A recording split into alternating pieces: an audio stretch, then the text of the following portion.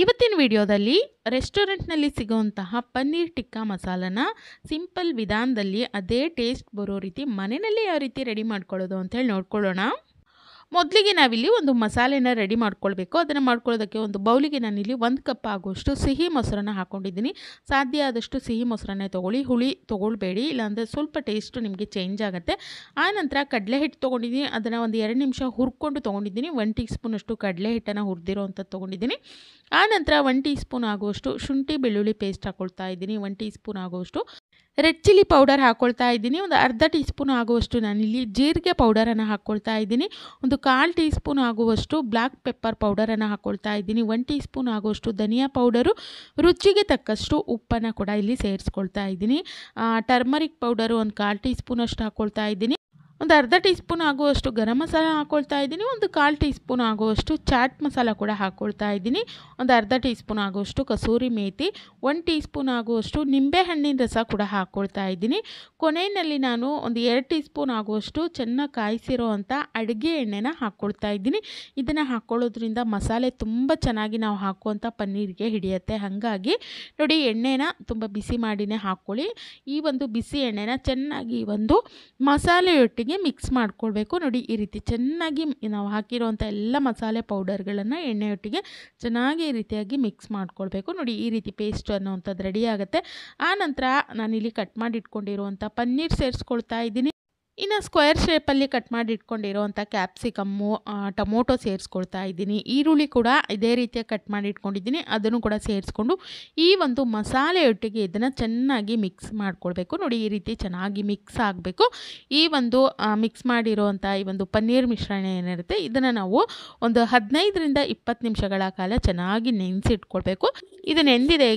ಈಗ ನಾನು ಒಂದು ಬಾಣಲೆಗೆ ಒಂದು 2ರಿಂದ 3 ಟೀ ಸ್ಪೂನ್ ಆಗೋಷ್ಟು ಎಣ್ಣೆ ಹಾಕ್ಕೊಂಡಿದ್ದೀನಿ. ಎಣ್ಣೆ ಸ್ವಲ್ಪ ಬಿಸಿ ಆದಮೇಲೆ ನಾವು ನೆನೆಸಿಟ್ಕೊಂಡಿರೋವಂಥ ಪನ್ನೀರ್ ಮಿಶ್ರಣ ಏನಿತ್ತು, ಇದನ್ನು ನೋಡಿ, ಈ ಒಂದು ಮಿಶ್ರಣವನ್ನು ಎಣ್ಣೆನೆಲ್ಲ ಹಾಕ್ಬಿಟ್ಟು ಮೀಡಿಯಮ್ ಫ್ಲೇಮಲ್ಲಿ, ಹೈ ಫ್ಲೇಮು ಬೇಡ, ಈ ಕಡೆ ಲೋ ಫ್ಲೇಮು ಬೇಡ, ಮೀಡಿಯಮ್ ಫ್ಲೇಮಲ್ಲಿ ಇಟ್ಕೊಂಡು ಒಂದು 8ರಿಂದ 10 ನಿಮಿಷಗಳ ಕಾಲ ಇದನ್ನು ಹಾಗೆಯೇ ಹುರ್ಕೊಳ್ಬೇಕು. ಅಂದರೆ ನಾವೇನು ಪನ್ನೀರು, ಕ್ಯಾಪ್ಸಿಕಮ್ಮು, ಈರುಳ್ಳಿ ಎಲ್ಲ ಹಾಕಿದ್ವಲ್ಲ, ಎಣ್ಣೆಯಲ್ಲಿ ಚೆನ್ನಾಗಿ ಫ್ರೈ ಆಗಬೇಕು. ಜೊತೆಗೆ ಆ ಮಸಾಲೆ ಇದೆಯಲ್ಲ, ಮಸಾಲೆ ಕೂಡ ಈ ಒಂದು ಎಣ್ಣೆಯಲ್ಲಿ ಚೆನ್ನಾಗಿ ಫ್ರೈ ಆಗಬೇಕು. ಹಾಗಾಗಿ ಒಂದು 8-10 ನಿಮಿಷ ಇದನ್ನು ಮೀಡಿಯಮ್ ಫ್ಲೇಮಲ್ಲಿ ಈ ರೀತಿ ಚೆನ್ನಾಗಿ ಇದನ್ನು ಎಣ್ಣೆಯಲ್ಲೇ ಫ್ರೈ ಮಾಡ್ಕೊಳ್ಬೇಕು. ಈ ರೀತಿ ಫ್ರೈ ಮಾಡ್ಕೊಳ್ಳೋದ್ರಿಂದ ನಮ್ಮ ಈ ಒಂದು ಪನ್ನೀರ್ ಮಸಾಲ ಟಿಕ್ಕಾ ಅನ್ನುವಂಥದ್ದು ತುಂಬ ರುಚಿಯಾಗಿ ಬರುತ್ತೆ. ನೋಡಿ, ಇದಾಗಿದೆ. ಈಗ ಇದನ್ನು ಸೈಡಿಗೆ ಇಟ್ಕೊಳ್ತಾ ಇದ್ದೀನಿ. ಇನ್ನು ಈ ಕಡೆ ಇನ್ನೊಂದು ಬಾಣಲೆಗೆ ನಾನಿಲ್ಲಿ 1 ಟೀ ಸ್ಪೂನ್ ಆಗೋಷ್ಟು ಎಣ್ಣೆ ಹಾಕ್ಕೊಂಡು ಸ್ವಲ್ಪ ಜೀರಿಗೆ ಹಾಕ್ಕೊಂಡಿದ್ದೀನಿ. ಸಣ್ಣದಾಗಿ ಕಟ್ ಮಾಡಿರುವಂಥ ಒಂದು 2 ಈರುಳ್ಳಿ ಹಾಕ್ಕೊಂಡು ಅದನ್ನು ಒಂದು 2 ನಿಮಿಷಗಳ ಕಾಲ ಬಾಡಿಸ್ಕೊಂಡಿದ್ದೀನಿ. ಇದಾಗಿದೆ. ಈಗ ಹಸಿ ವಾಸನೆ ಎಲ್ಲ ಹೋಗಿದೆ. ಈ ಸಮಯದಲ್ಲಿ 1 ಟೀ ಸ್ಪೂನ್ ಆಗುವಷ್ಟು ಶುಂಠಿ ಬೆಳ್ಳುಳ್ಳಿ ಪೇಸ್ಟನ್ನು ಕೂಡ ಹಾಕ್ಕೊಂಡು ಅದನ್ನು ಕೂಡ ಚೆನ್ನಾಗಿ ಫ್ರೈ ಮಾಡ್ಕೊಳ್ತಾ ಇದ್ದೀನಿ. ಹಸಿ ವಾಸನೆ ಎಲ್ಲ ಹೋಗಬೇಕು. ಆನಂತರ 1 ಟೀ ಸ್ಪೂನ್ ಆಗುವಷ್ಟು ರೆಡ್ ಚಿಲ್ಲಿ ಪೌಡರನ್ನು ಹಾಕ್ಕೊಳ್ತಾ ಇದ್ದೀನಿ.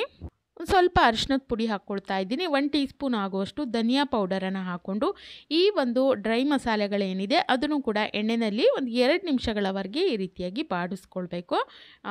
ಆ ಒಂದು ಹಸಿ ವಾಸನೆ ಎಲ್ಲ ಹೋಗಬೇಕು, ಅಲ್ಲಿವರೆಗೂ ಬಾಡಿಸ್ಕೊಳ್ಳಿ. ಆನಂತರ ನಾನಿಲ್ಲಿ ಒಂದು 2 ಟೊಮೊಟೊನ ರುಬ್ಬಿ ಪೇಸ್ಟ್ ಮಾಡಿ ಇಟ್ಕೊಂಡಿದ್ದೆ, ಅದನ್ನು ಕೂಡ ಸೇರಿಸ್ಕೊಳ್ತಾ ಇದ್ದೀನಿ ಈ ಸಮಯದಲ್ಲೇ. ಆನಂತರ ರುಚಿಗೆ ನೀವು ಮೊದಲೇ ಪನ್ನೀರಿಗೆ ನಾವು ಉಪ್ಪನ್ನು ಹಾಕ್ಕೊಂಡಿದ್ದೀವಿ. ಈ ಸಮಯದಲ್ಲಿ ಎಷ್ಟು ಬೇಕಾಗುತ್ತೋ ಅಷ್ಟು, ಈ ಒಂದು ಮಸಾಲೆಗೆ ಎಷ್ಟು ಬೇಕಾಗುತ್ತೋ ಅಷ್ಟು ಉಪ್ಪನ್ನು ಹಾಕಿಬಿಟ್ಟು ಆ ಟೊಮೊಟೊ ಹಣ್ಣಿನ ಹಸಿ ವಾಸನೆ ಎಲ್ಲ ಹೋಗೋವರೆಗೂ ಚೆನ್ನಾಗಿ ಇದನ್ನು ಎಣ್ಣೆಯಲ್ಲಿ ಒಂದು 2-3 ನಿಮಿಷ ಚೆನ್ನಾಗಿ ಕೈ ಆಡಿಸ್ತಾ ಫ್ರೈ ಮಾಡ್ಕೊಳ್ಬೇಕು. ಆನಂತರ ಇದಕ್ಕೆ ನೀರು ಎಷ್ಟು ಬೇಕಾಗುತ್ತೋ ಅಷ್ಟು ನೀರು ಸೇರಿಸ್ಕೊಳ್ಳಿ. ನಾನಿಲ್ಲಿ ಹತ್ತಿರ ಒಂದು ಅರ್ಧ ಕಪ್ ಆಗೋಷ್ಟು ನೀರನ್ನು ಸೇರಿಸ್ಕೊಂಡು ಇದು ಒಂದು ಕುದಿ ಬರೋವರೆಗೂ ಬಿಡಬೇಕು. ಒಂದು ಕುದಿ ಬರ್ತಾ ಇದೆ ಅನ್ನುವಂಥ ಸಮಯದಲ್ಲಿ ನಾವು ಮೊದಲೇ ಫ್ರೈ ಮಾಡಿ ಇಟ್ಕೊಂಡಿರುವಂಥ ಈ ಒಂದು ಪನ್ನೀರ್ ಮಸಾಲ ಏನಿತ್ತು, ಆ ಒಂದು ಮಸಾಲೆಯನ್ನು ಸೇರಿಸ್ಕೊಂಡ್ಬಿಟ್ಟು ಈ ರೀತಿ ಚೆನ್ನಾಗಿ ಮಿಕ್ಸ್ ಮಾಡಿಕೊಂಡು ಲಿಡ್ಡನ್ನು ಕ್ಲೋಸ್ ಮಾಡಿಬಿಟ್ಟು ಒಂದು 5-6 ನಿಮಿಷಗಳ ಕಾಲ ಕುದಿಸ್ಕೊಂಡ್ಬಿಟ್ರೆ ನಮ್ಮ ಪನ್ನೀರ್ ಅನ್ನುವಂಥದ್ದು ರೆಡಿ ಆಗುತ್ತೆ. ಇನ್ನು ಕೊನೆಯಲ್ಲಿ ನಾನು ಸ್ವಲ್ಪ ಕಸೂರಿ ಮೇಥಿ ಹಾಕ್ತಾ ಇದ್ದೀನಿ. ಒಂದು 1/4 ಟೀ ಸ್ಪೂನ್ ಆಗುವಷ್ಟು ಗರಂ ಮಸಾಲ ಕೂಡ ಇದೇ ಸಮಯದಲ್ಲಿ ಸೇರಿಸ್ಕೊಳ್ತಾ ಇದ್ದೀನಿ. ಕೊನೆಯಲ್ಲಿ ಸ್ವಲ್ಪ ಕೊತ್ತಂಬರಿ ಸೊಪ್ಪನ್ನು ಹಾಕಿಬಿಟ್ಟು ಮತ್ತೆ ಒಂದು 2 ನಿಮಿಷಗಳ ಕಾಲ ಹೈ ಫ್ಲೇಮಲ್ಲಿ ಇದನ್ನು ಬೇಯಿಸ್ಕೊಂಡ್ಬಿಟ್ರೆ ತುಂಬ ರುಚಿಕರವಾಗಿರುವಂಥ ರೆಸ್ಟೋರೆಂಟ್ ಶೈಲಿಯ ಒಂದು ಪನ್ನೀರ್ ಟಿಕ್ಕಾ ಮಸಾಲ ಅನ್ನುವಂಥದ್ದು ರೆಡಿ ಆಗುತ್ತೆ. ತುಂಬ ರುಚಿಯಾಗಿರುತ್ತೆ. ಖಂಡಿತವಾಗ್ಲೂ ಈ ಒಂದು ವಿಧಾನದಲ್ಲಿ ನೀವು ಕೂಡ ಒಮ್ಮೆ ಮನೆಯಲ್ಲಿ ಟ್ರೈ ಮಾಡಿ, ತುಂಬ ರುಚಿಯಾಗಿ ಬರುತ್ತೆ. ತುಂಬ ಸಮಯ ಕೂಡ ಹಿಡಿಯೋದಿಲ್ಲ. ಜೊತೆಗೆ ಮಾಡ್ಕೊಳ್ಳೋವಂಥ ವಿಧಾನ ಕೂಡ ತುಂಬ ಸುಲಭವಾಗಿದೆ. ಜೊತೆಗೆ ಅದೇ ಒಂದು ಟೇಸ್ಟನ್ನು ನಾವು ಮನೆಯಲ್ಲೇ ನಾವೇನೇ ರೆಡಿ ಮಾಡಿಕೊಂಡು ಸರ್ವ್ ಮಾಡ್ಬೋದು. ತುಂಬ ರುಚಿಯಾಗಿರುತ್ತೆ. ಖಂಡಿತ ಒಮ್ಮೆ ಟ್ರೈ ಮಾಡಿ ನೋಡಿ. ಚಪಾತಿ, ನಾನ್, ರೋಟಿ, ಫುಲ್ಕಾ ಈ ರೀತಿ ಒಂದು ರೊಟ್ಟಿಗಳ ಜೊತೆ ಇದನ್ನು ಸರ್ವ್ ಮಾಡ್ಬೋದು. ತುಂಬ ರುಚಿಯಾಗಿರುತ್ತೆ. ಖಂಡಿತ ಒಮ್ಮೆ ಟ್ರೈ ಮಾಡಿ ನೋಡಿ. ತುಂಬ ರುಚಿಯಾಗಿ ಬರುತ್ತೆ. ಇನ್ನು ಮಕ್ಕಳಿಂದ ಹಿಡಿದು ದೊಡ್ಡೋರವರೆಗೂ ಎಲ್ರಿಗೂ ಕೂಡ ತುಂಬಾ ಇಷ್ಟ ಆಗುತ್ತೆ.